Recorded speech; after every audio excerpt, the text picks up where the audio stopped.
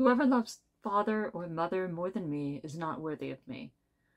And whoever loves son or daughter more than me is not worthy of me. And whoever does not take up his cross and follow after me is not worthy of me. Whoever finds his life will lose it, and whoever loses his life for my sake will find it. These verses, where Jesus asks his friends to make tremendous sacrifices to follow him, can seem challenging.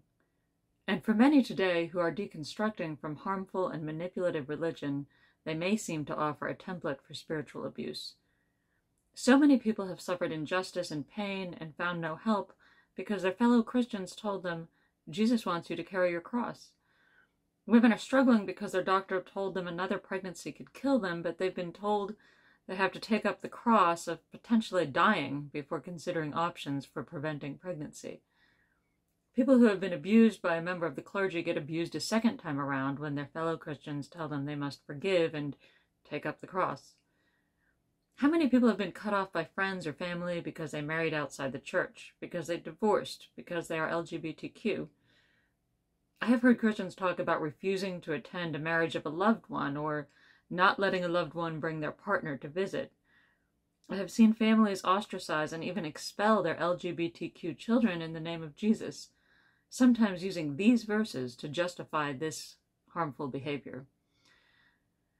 So what do we make of this gospel passage? How can we read it in a way that doesn't seem to justify abuse, injustice, and ostracism?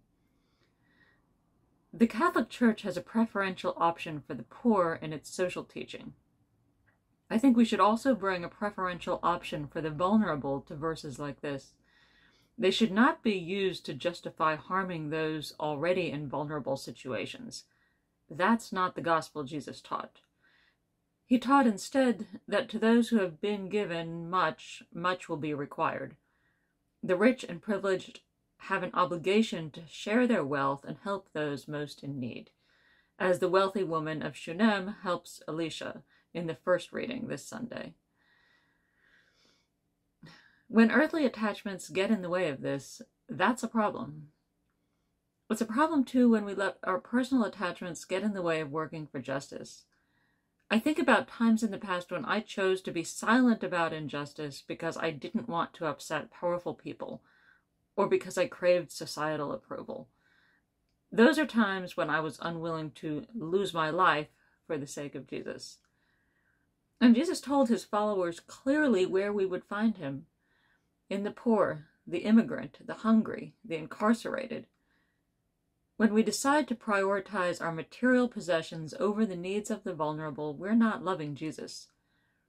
The same is true when we choose not to help those in need or speak out for the downtrodden because we're afraid of rocking the boat or losing our social capital.